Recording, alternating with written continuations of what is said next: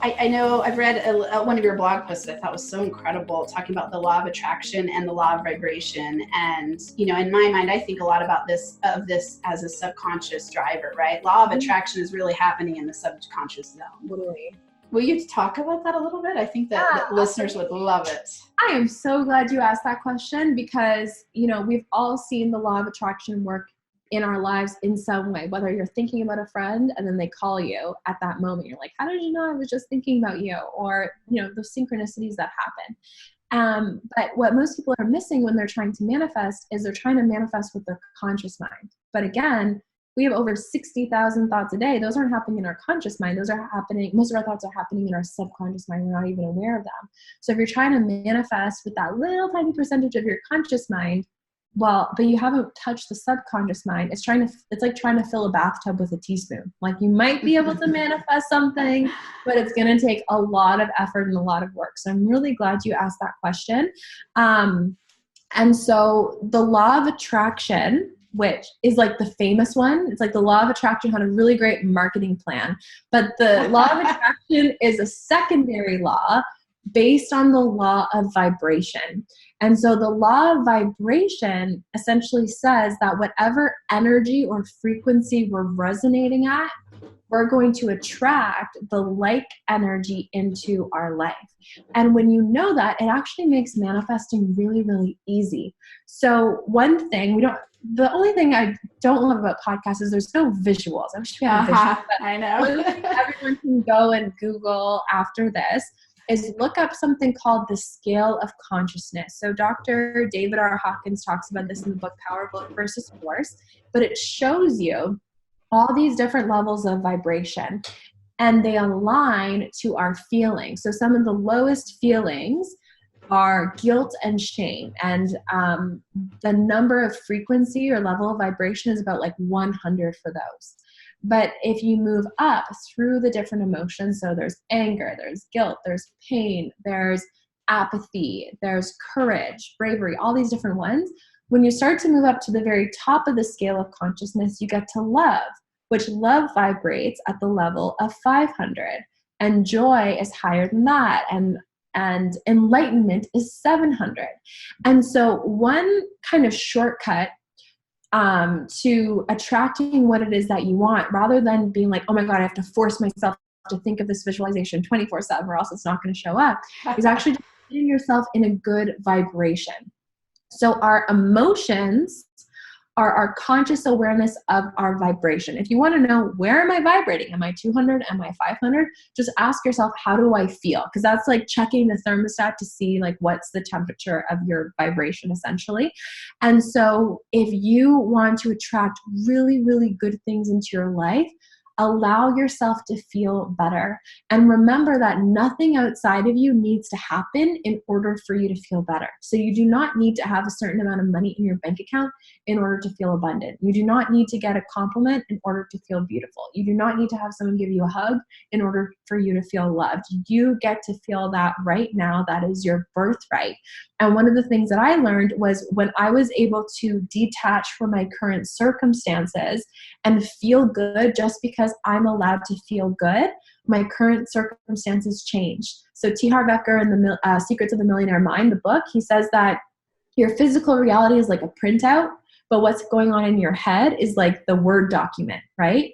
So even if you don't like your outside world right now, if you're looking at your outside world and saying like, oh, I don't have enough money, what are you writing in your Word document? You're going to print out more of the same thing. But if you go inside and you let yourself feel good, it's like writing the most beautiful, abundant, love-filled things in your Word document, and you just wait and see, and you hold on to that good vibration, and you don't allow the guy who cut you off to bring you down, or you don't allow what that person said to you to bring you down, and you let yourself feel good no matter what, and your outside world will change. So when I first started Yes Supply, and I didn't know what the heck I was doing, because I really didn't know what the heck I was doing, a huge question I would ask myself, and I would write this down if you're a business owner, I asked myself, how can I love my audience today?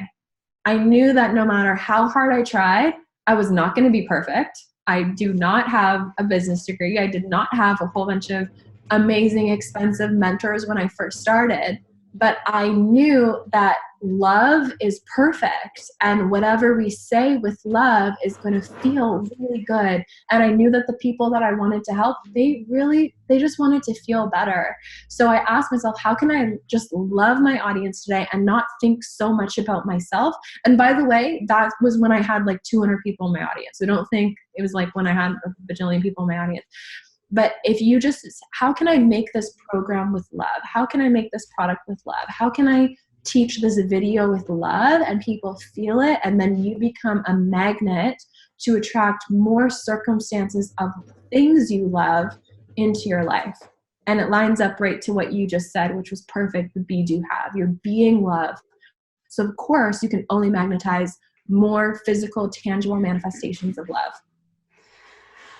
Oh, okay. So I wish everyone was watching, because I'm sitting here just nodding my head and smiling like huge.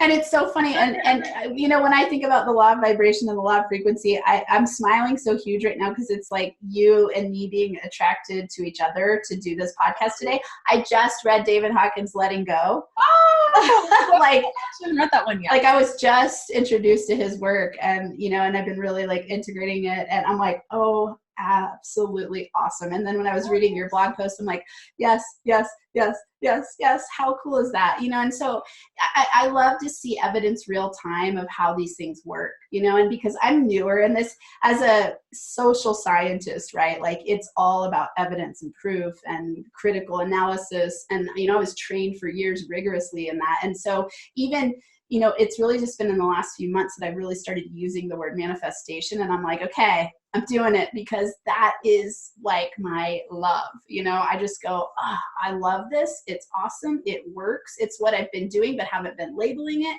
And the more and more that I practice it, the more that I see it showing up in my life, the more and more I'm just like, yes, yes, yes, yes, yes. Totally. And you're your proof, right? Yeah. Like, yeah. Are you going to believe? Well, first off, there's actually a lot of scientific evidence around manifestation. There's a really cool like CIA document actually where they are practicing with manifestation. So, hey, if it's good enough for the CIA, I feel like. Oh, I want that document. That sounds incredible. Actually so much scientific proof around it, but then it's like, this is what got me into it too. It's like, you see it, like you're reading about David Hawkins and now we're talking about it. Like, that doesn't happen. We're coming into the same vibration. So of course we're magnetizing each other. It's so cool. Oh, I love it. And it's funny, my brain, I said, this year, one of my quests is to learn the science and the art of manifestation, and it's so fun to watch. So for people listening, okay, in the beginning of the show, we opened with saying, like, let's talk about how to get to that 100,000 a month level. Like, do you want to know the subconscious tricks? So if you had to recap, you just dropped so many gems. So I would, for people listening, I'd say go back and listen to this 5 times and take notes. I have a lot of really incredible gems. What would you say in a couple of, if you could give people the best advice, if they only had 5 minutes to listen to what you're just about to say, to get to that level and to tap into the subconscious power, what would you do on a really practical level? Beautiful. So I think the first thing to remember is that your past does not dictate your future. So anything that's happened to you, even if you've lost money in the past, even if your parents only made $15 a year, whatever it is, anything that happened in your past does not dictate your future. And that's something I always drill back into my head, because like you mentioned before, sometimes we set little goals because that's what, I got 50,000 last year, so maybe I can get 55,000. No. You can grow exponentially. And I've seen it happen in my own life over and over again. The most incredible manifestations show up for me. So just forget about the job, forget about the degree, forget about all that stuff. That has nothing to do with your future. You have everything to do with your future, and how you feel right now has everything to do with what you create. Then in terms of creating it, the number one thing I think is clarity. So you talked about helping your clients with the money map, gain awareness of where they are. And I think that's so important, because, if you're going to book a flight to Toronto, you need to know where you are. Or if you're going to get in your car and start driving, you need to know where you are, and you need to know where you're going to go, or else you're just going to be driving around in circles around the block and you're like, where the heck is Toronto? I've been driving for 5 hours, right? Meanwhile, you're in your same block. So really, really important to know exactly where it is that you want to go. Even if all of my goals did not seem realistic when I first set them, but it felt like, oh my God, that would be so cool if I got to have that. So I actually had a moment because I had some students here leaving me testimonials, and I started to cry because I was like, when I journaled how I wanted my life to be, those are the things I wanted people to say about my business, even before I had my first client, right? So sit down and journal, like, what would my dream life look like? What would I ask for if I knew the answer to yes? How much money would I see coming into my bank account? What vacations would I get to take my family or my kids on? How would I be serving? Would I be selling socks? Would I be doing a coaching program? Would I be podcasting like Amanda does? Like, what would you be doing? And make it so clear in your mind and make it a fantasy, and get clear on what would you see, what would you hear, and what would you feel, so that it's not just some pie in the sky thought, but it's an experience. And take almost like a mindset snapshot of that picture, because that's going to be your symbol. So someone really great to learn from about visualization is Neville Goddard. I would definitely go read more books because I only have 5 minutes, but learn about how powerful visualization is. And when you have that snapshot of what it is that you want, give yourself the opportunity to visualize that as much as possible during the day. So you wake up in the morning and live in that experience. Walk through your dream house in your mind, drive your dream car in your mind, talk to your amazing clients in your mind, whatever it is, make it real, because again, we're making the unfamiliar really familiar, and like, duh, of course this is my life. While you're in that visualization as well, get yourself into the energy of gratitude. So one thing that I love to do is I script and I do my gratitude. So I'll actually write out gratitude of things that I already tangibly have. So this morning, my gratitude list is like, I was like underneath my blanket with all my pillows. So I'm like, I'm so grateful for this comfy couch. I'm so grateful for these pillows. I'm so grateful for my husband. I'm so grateful for this. So you get yourself into the energy of gratitude, and then you bring up that visualization. And now what you're doing is you're signaling to the universe, thank you so much that I already have this. So if you want a Mercedes, you're in that energy of gratitude. Now you're thinking about your Mercedes, and now you're signaling to the universe, I already have that Mercedes, and you're accelerating how quickly it can come into your life. So those are some things that I love to bring you closer to it. And then also you want to release whatever is separating you from it. So if you want to make a lot of money, but you have some deep-rooted belief that money is the root of all evil, or you heard your parent, when you were a kid, you heard your parents saying like, oh, that guy drives a Ferrari, like show off or whatever. If you heard that when you were a kid and it's stuck, you're going to have a subconscious belief. If I make money or I become rich, I become filthy rich. You know, we've all heard it. I become filthy. I don't want to be that. My dad, when I was 3 years old, my dad hated that guy in the green Ferrari. I can't even, what would happen if I lost my dad's love? Again, the subconscious mind is metaphorical, doesn't always make sense. So you have to start to bring up through, you know, working with your coach or doing your mindset work or signing up for courses that teach you this type of stuff.